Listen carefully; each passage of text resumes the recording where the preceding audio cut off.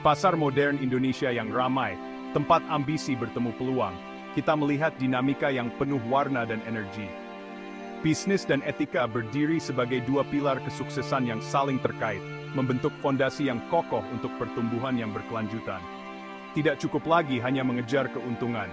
Bisnis juga harus dipandu oleh kompas moral yang kuat, yang memastikan setiap langkah diambil dengan integritas. Ini bukan hanya masalah praktik yang baik, ini tentang memastikan masa depan yang berkelanjutan untuk bisnis dan komunitas yang mereka layani, menciptakan dampak positif yang meluas.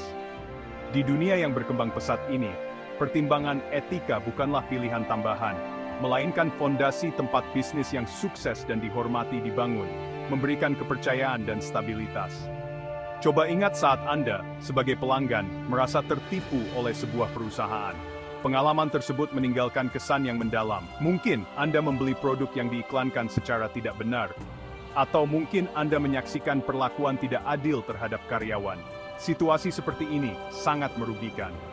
Pengalaman seperti itu mengikis kepercayaan dan dapat berdampak jangka panjang pada reputasi perusahaan yang sulit untuk dipulihkan. Di sisi lain, bayangkan sebuah perusahaan yang dikenal karena perilaku etisnya, yang menghargai karyawannya, menghormati pelanggannya, dan bertindak secara bertanggung jawab terhadap lingkungan. Ini adalah contoh yang patut ditiru. Sebagai konsumen, kita secara alami tertarik pada bisnis semacam itu, membangun loyalitas yang melampaui sekadar transaksi, menciptakan hubungan yang lebih dalam dan bermakna. Dalam konteks Indonesia, di mana ikatan komunitas dan kerukunan sosial memiliki nilai yang sangat besar, praktik bisnis yang etis bahkan lebih penting, karena mereka mencerminkan nilai-nilai budaya kita. Budaya kita, yang berakar pada prinsip gotong royong dan musyawarah, menekankan kesejahteraan kolektif dan pengambilan keputusan yang etis, yang mendukung harmoni dan kemajuan bersama. Bisnis yang mewujudkan nilai-nilai ini, tidak hanya lebih mungkin untuk berkembang, tetapi juga berkontribusi pada masyarakat yang lebih adil dan setara, menciptakan lingkungan yang lebih baik untuk semua. Eksplorasi bisnis dan etika ini akan mempelajari prinsip-prinsip dasar yang memandu perilaku etis dalam lanskap bisnis Indonesia, memberikan wawasan yang berharga. Kita akan mengkaji contoh-contoh dunia nyata, baik positif maupun negatif, untuk memahami dampak mendalam dari pengambilan keputusan yang etis terhadap bisnis, konsumen, dan masyarakat secara keseluruhan, memberikan pelajaran yang dapat diterapkan. Pada akhirnya, perjalanan ini bertujuan untuk menerangi jalan menuju masa depan bisnis Indonesia yang lebih etis dan berkelanjutan, yang akan membawa manfaat jangka panjang bagi semua pihak yang terlibat. Di jantung setiap transaksi bisnis yang sukses, terdapat elemen mendasar kepercayaan. Kepercayaan ini adalah bahan bakar yang membuat roda bisnis terus berputar. Konsumen percaya bahwa bisnis menyediakan produk dan layanan yang berkualitas, yang memenuhi atau bahkan melampaui harapan mereka. Karyawan percaya bahwa perusahaan mereka akan memperlakukan mereka secara adil, memberikan kompensasi yang layak, dan menciptakan lingkungan kerja yang mendukung. Dan investor percaya bahwa perusahaan akan mengelola sumber daya mereka secara bertanggung jawab, dengan fokus pada pertumbuhan jangka panjang dan keberlanjutan. Kepercayaan ini tidak diperoleh dalam semalam. Ini dibangun dengan cermat melalui perilaku etis yang konsisten dan berkelanjutan. Transparansi menjadi landasan dari proses pembangunan kepercayaan ini. Tanpa transparansi, kepercayaan tidak akan pernah bisa tumbuh. Ketika bisnis beroperasi secara terbuka, mengomunikasikan praktik dan kebijakan mereka secara jujur, mereka membangun lingkungan yang penuh dengan kepercayaan dan saling menghormati. Bayangkan sebuah perusahaan yang dengan jelas memberi label pada produknya, mengungkapkan asal bahannya dan proses pembuatannya. Ini adalah contoh nyata dari transparansi.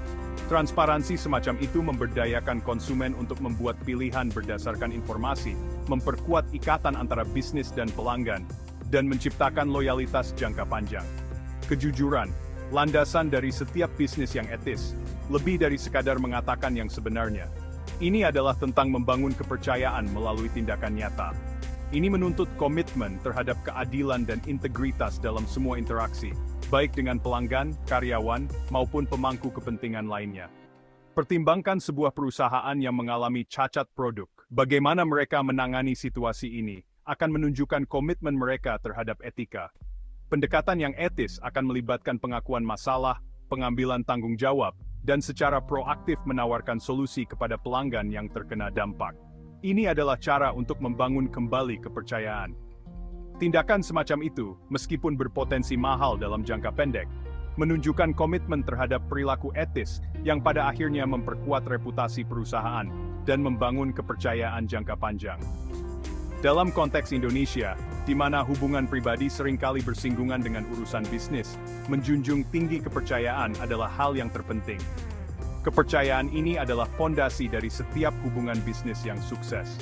Rekomendasi dari mulut ke mulut memiliki bobot yang signifikan, dan reputasi perusahaan untuk perilaku etis dapat menentukan kesuksesan atau kegagalannya. Reputasi yang baik adalah aset yang tak ternilai. Membangun kepercayaan bukan hanya keputusan bisnis yang strategis, ini adalah kewajiban moral yang selaras dengan nilai-nilai komunitas dan integritas Indonesia. Ini adalah cara untuk menunjukkan rasa hormat dan tanggung jawab. Dengan menerapkan transparansi, kejujuran, dan keadilan, bisnis Indonesia dapat menumbuhkan lingkungan kepercayaan yang bermanfaat bagi semua pemangku kepentingan. Ini adalah jalan menuju keberhasilan jangka panjang. Fondasi kepercayaan ini membuka jalan bagi pertumbuhan yang berkelanjutan, mendorong hubungan pelanggan yang kuat, dan memperkuat posisi perusahaan sebagai warga korporat yang bertanggung jawab. Dengan kepercayaan, semua hal menjadi mungkin. Integritas, komitmen yang tak tergoyahkan terhadap prinsip-prinsip etika, membentuk tulang punggung dari setiap bisnis yang benar-benar sukses. Ini tentang melakukan hal yang benar, bahkan ketika tidak ada yang mengawasi, dan memegang standar moral tertinggi. Dalam ranah bisnis dan etika, integritas terwujud dalam keputusan besar dan kecil, membentuk DNA dari operasional perusahaan. Transparansi, aspek kunci dari integritas, menuntut komunikasi yang terbuka dan jujur dengan semua pemangku kepentingan. Bayangkan sebuah perusahaan yang menerbitkan laporan keuangannya dengan cara yang jelas dan mudah diakses, membuat kinerjanya mudah tersedia untuk investor dan publik.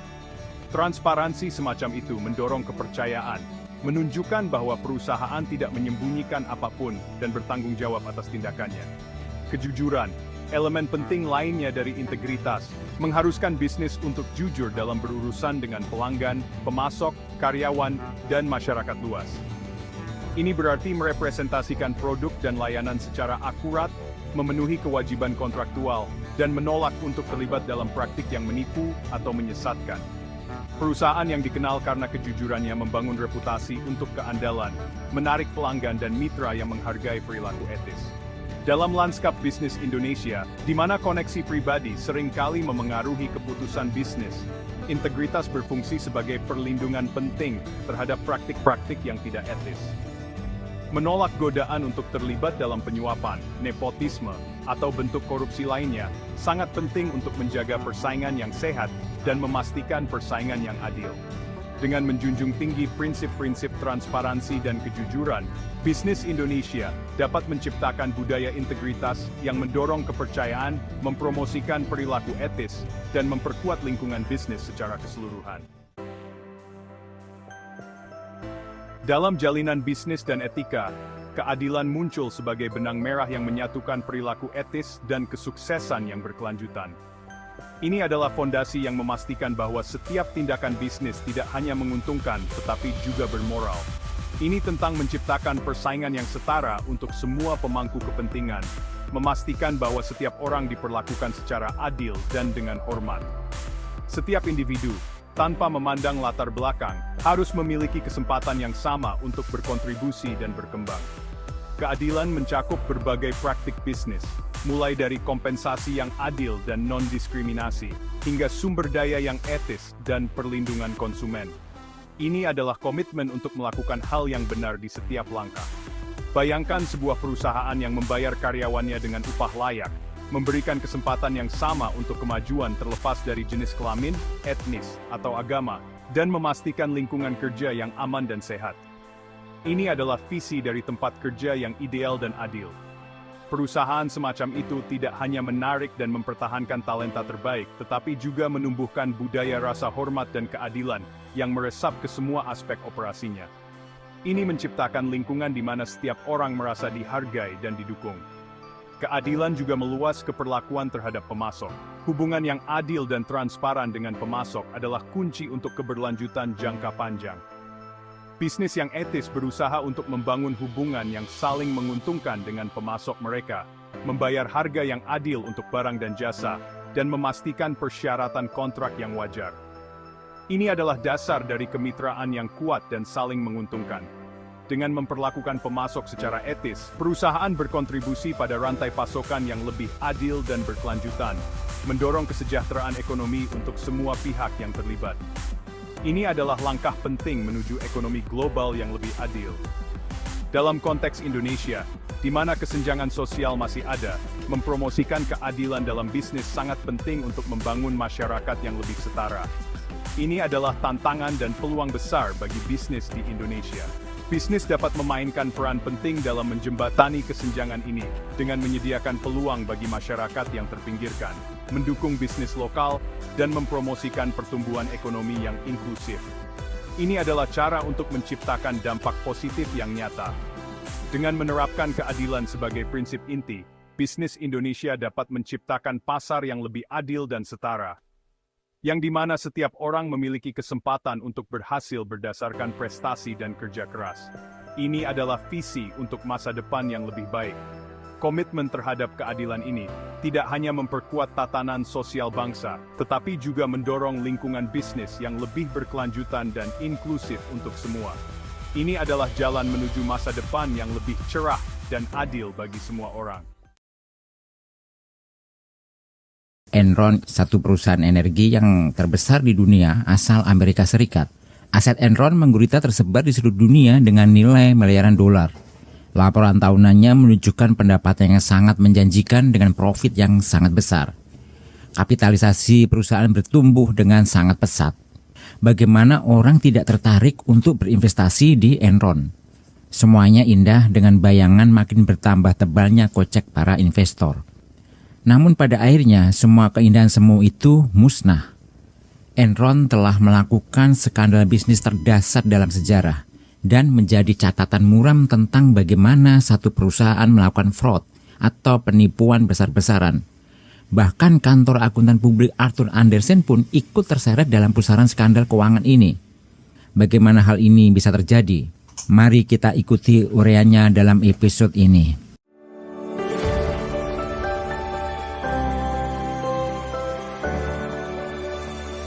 Enron Corporation adalah perusahaan energi terbesar di Amerika Serikat. Pada awal tahun 2000-an, Enron menjadi perusahaan di bidang energi yang paling bersinar. Enron dianggap sebagai salah satu perusahaan paling inovatif dalam industri energi di dunia. Berikut strategi bisnis Enron yang agresif dan inovatif. Pertama adalah pengembangan pasar energi. Enron memainkan peran penting dalam memperkenalkan konsep pasar energi yang terdesentralisasi. Mereka menciptakan sistem perdagangan energi yang kompleks yang memungkinkan produsen, distributor, dan konsumen untuk membeli dan menjual energi dalam bentuk kontrak derivatif. Bagi sebagian investor dan pebisnis, ini adalah langkah maju dalam mengubah energi dari sumber pasif menjadi komoditas yang diperdagangkan. Namun bagi yang tidak setuju karena alasan resiko kontrak derivatif yang sangat besar. Kedua, pemanfaatan teknologi. Enron termasuk perusahaan pertama yang memanfaatkan teknologi informasi untuk mengotomatisasi dan meningkatkan efisiensi perdagangan energi. Mereka mengembangkan platform perdagangan online yang memungkinkan pelanggan untuk memantau dan mengelola kontrak energi mereka secara real time. Diversifikasi bisnis. Enron tidak hanya fokus pada produksi dan distribusi energi tradisional, tetapi juga memasuki bisnis-bisnis lain seperti perdagangan komoditas, telekomunikasi, dan layanan keuangan. Ini memungkinkan mereka menghasilkan pendapatan dari berbagai sumber yang dianggap sebagai pendekatan inovatif dalam mengelola portfolio bisnis. Keempat, perkembangan kontrak derivatif. Enron mengembangkan berbagai jenis kontrak derivatif yang kompleks untuk melindungi dan mengelola risiko dalam operasi mereka. Mereka menciptakan produk-produk derivatif yang tidak hanya melibatkan energi, tetapi juga berbagai komoditas lain seperti cuaca dan mata uang. Namun sayangnya, banyak dari inovasi ini terjadi di balik tirai dan di atas dasar yang tidak etis. perusahaan memanipulasi laporan keuangan mereka untuk menciptakan kesan bahwa mereka jauh lebih sukses daripada yang sebenarnya. Padahal sesungguhnya mereka tengah berjuang dengan masalah utang yang sangat besar. Bagaimana skandal ini terungkap? Skandal ini terungkap setelah investigasi menemukan praktik akuntansi yang meragukan dan manipulatif yang digunakan oleh perusahaan untuk menyembunyikan hutang besar dan menciptakan kesan kinerja keuangan yang jauh lebih baik dari kenyataannya. Berikut adalah beberapa hal yang menyebabkan terungkapnya skandal Enron. Pertama, adanya whistleblower dan pengaduan internal. Salah satu faktor kunci dalam mengungkap skandal Enron adalah adanya pihak internal perusahaan yang merasa tidak nyaman dengan praktik-praktik yang dilakukan dan memutuskan untuk melaporkannya. Sharon Watkins, Vice President of Corporate Development Enron, menulis surat kepada CEO Kenneth Lay yang mengungkapkan keprihatinannya tentang kebijakan akuntansi yang meragukan, yaitu adanya dugaan untuk menyembunyikan utang besar dan menggelembungkan pendapatan. Pada tahun 2001, saham Enron jatuh secara drastis setelah perusahaan mengumumkan kerugian besar. Penurunan saham ini menarik perhatian media dan analis keuangan, dan pertanyaan tentang praktik keuangan dan akuntansi Enron pun muncul. Beberapa wartawan dan media independen mulai melakukan investigasi yang mengungkapkan praktik akuntansi yang rumit dan mencurigakan yang dilakukan oleh Enron untuk menyembunyikan hutang dan menciptakan kesan kinerja keuangan yang lebih baik. Penurunan saham Enron dan pemberitaan media memicu perhatian dari regulator dan otoritas hukum. Komisi Sekuritas dan Bursa atau SEC mulai menyelidiki laporan keuangan dan praktik akuntansi Enron. Ini memicu proses investigasi yang lebih mendalam. Selama proses investigasi, lebih banyak dokumen internal Enron mulai bocor ke publik. Dokumen-dokumen ini mengungkapkan praktik akuntansi yang rumit, penggunaan entitas khusus untuk menyembunyikan utang, dan kegiatan perdagangan energi yang meragukan. Mantan karyawan Enron termasuk Sharon Watkins berperan penting dalam memberikan informasi kepada otoritas hukum dan media. Kesaksian mereka memberikan wawasan yang lebih dalam tentang praktik-praktik yang dilakukan oleh perusahaan. Jadi, kombinasi whistleblowers, investigasi media, perhatian regulator, pengungkapan dokumen internal, dan dorongan untuk transparansi adalah faktor-faktor yang akhirnya mengungkap skandal keuangan di Enron.